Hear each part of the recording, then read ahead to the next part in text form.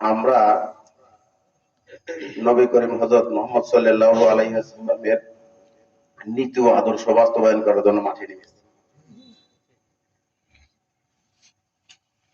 আজকে থেকেই আপনারা সিদ্ধান্ত নেবেন কার আদর্শ বাস্তবায়ন করার জন্য আপনারা সাথে থাকবেন। অনেকেরই অনেক কিছু দেখছেন, আমার আর কিছু বলার নাই। আপনারা আমার থেকে অনেক বয়সে বড় আছেন, অনেক কিছু দেখছেন। এবার দেশ মানবতা